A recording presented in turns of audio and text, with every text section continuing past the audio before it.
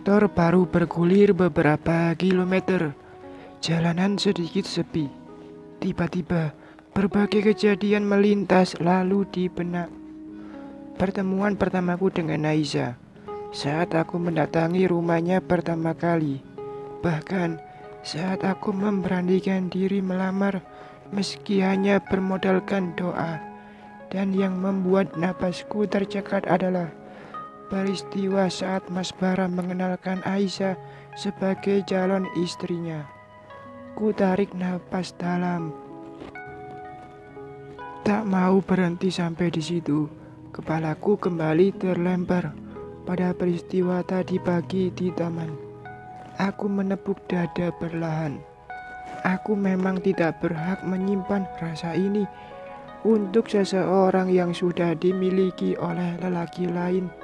Tapi gimana caranya? Sakit berlipat-lipat menghujam dada. Tak bisa lagi ku kontrol emosi diri. Seketika ku naikkan kopling motor seperti melayang. Kendaraan terpacu di jalanan.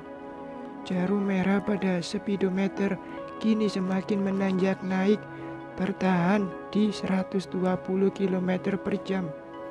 Berlenggak-lenggok, motor menyelip di antara ramainya kendaraan. Tiba-tiba, mataku mengabur. Kabut yang setari tadi memenuhi pelupuk, membuat penglihatanku buram. Tet!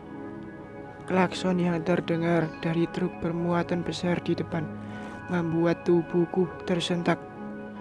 Truk itu sedang menyalip kendaraan dari arah kanan, dan posisiku saat ini juga tengah menyalip kendaraan dari arah kiri. Seketika, aku berusaha menaikkan kecepatan maksimal agar bisa mendahului mobil yang kini berada di sampingku.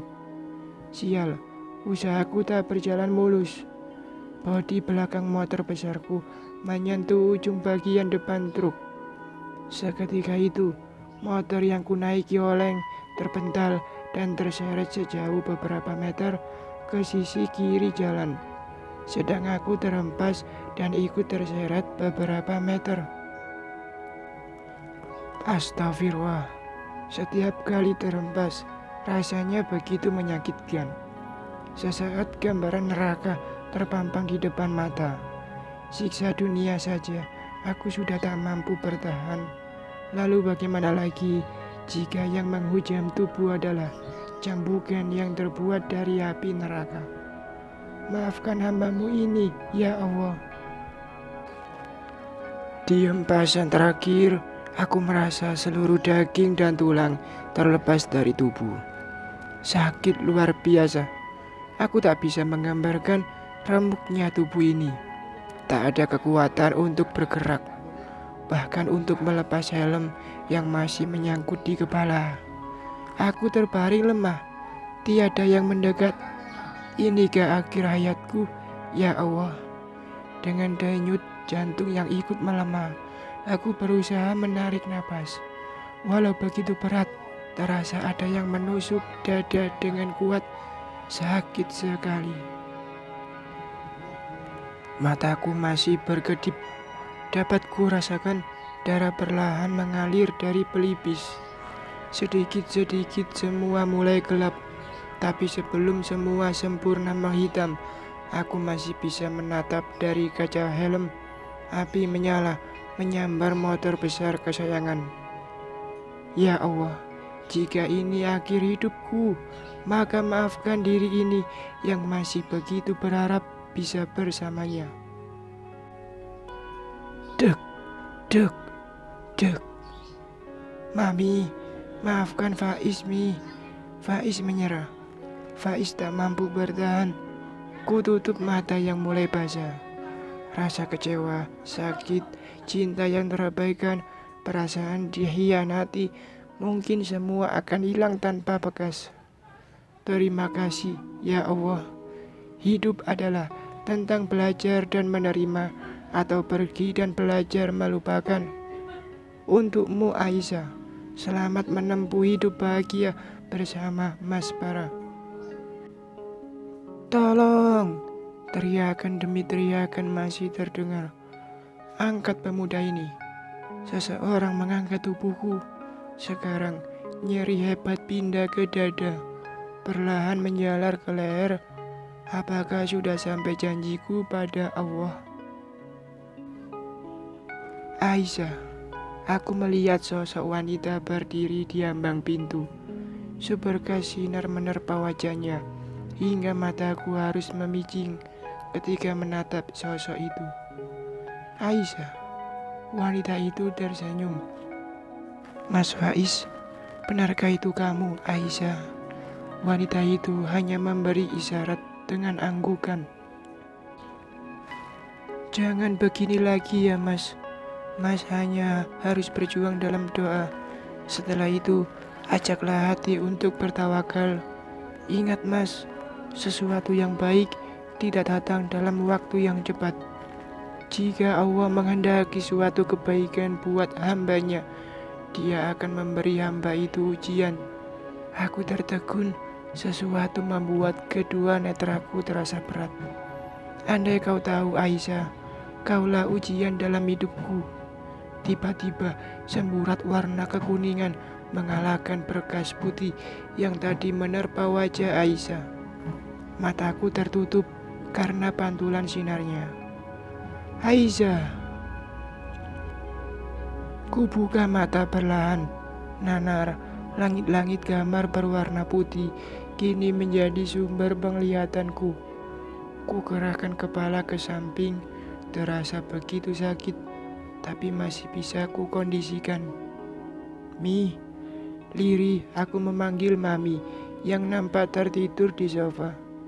Wanita itu menggeliat, lalu pandangannya tersorot padaku. Ya Allah, Faiz, kamu sudah sadar, sayang. Aku hanya bergeming, suaraku terlalu berat. Mami panggil dokter dulu ya, Mi.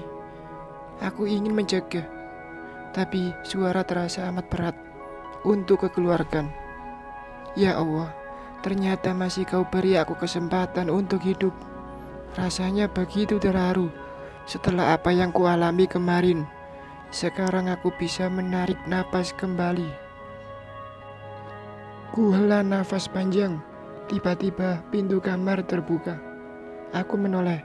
Barangkali yang datang adalah Mami dan dokter. Ternyata bukan. Aisyah. Kami berpandangan sejenak. Dia terdiam.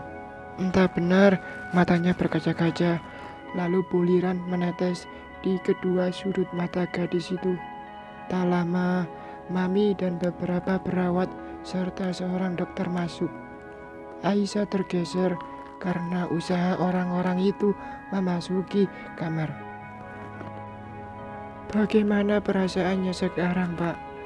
Dokter muda berjas putih bertanya sambil meletakkan stetoskop pada perutku.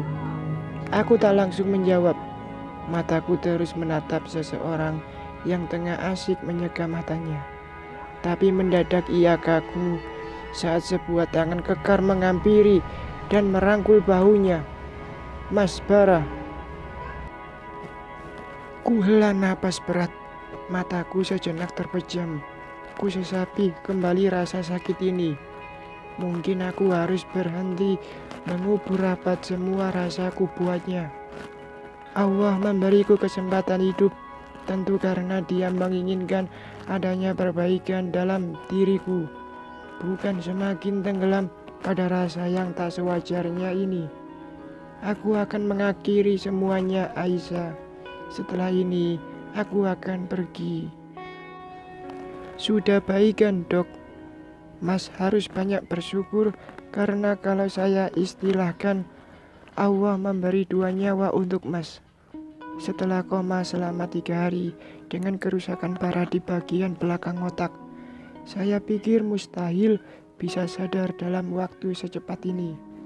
Tapi hidup memang Allah yang mengatur. Kun fayakun.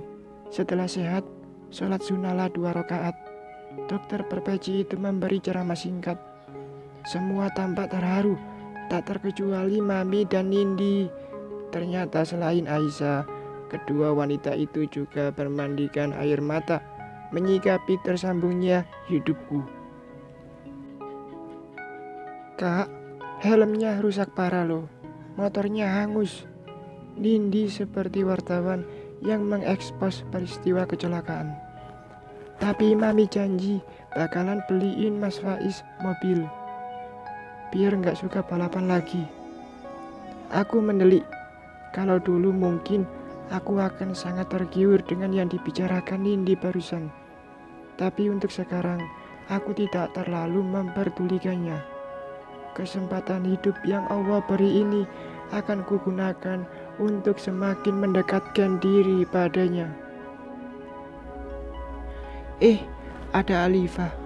Masuk, Fa. Aku menoleh saat Nindi menyebut nama Alifah, gadis yang sedang menggantung perasaanku. Gimana sudah keadaannya, Mas? Aku tersenyum. Baik.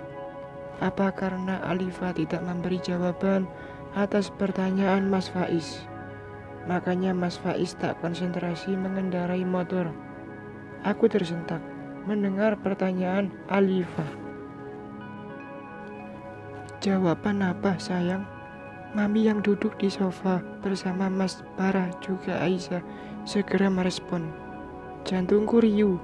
Entah kenapa sekarang malah tak lagi menginginkan Alifah memberi jawaban.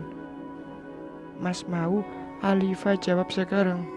Tanyanya padaku. Aku terdiam. Pandanganku terlempar pada Aisyah juga Mas Barah. Ya Allah, apa yang harus kulakukan? Faiz ngelamar kamu, Fa? Tanya Mami yang kini mendekati kami. Alifah mengangguk. Aku memilih menunduk. Ayo kasih jawaban. Mami harap nggak ditolak loh. Bismillahirrohmanirrohim. Alifah menerima lamaran Mas Faiz. Aku terhenyak. Entah apa yang dirasa di hatiku. Tapi aku tak seperti seseorang yang begitu menanti jawaban dari seorang gadis yang ia lamar. Lebih tepatnya, aku merasa hampa. Ya Allah, ikhlaskanlah hati ini. Mami tak henti mendengungkan syukurnya sambil memeluk Alifah. Aku memilih diam. Sekuat tenaga, berusaha tak melirik gadis itu. Kamu dah ngucap syukur belum? Udah Mi, dalam hati. Entah kapan itu terucap. Bersambung.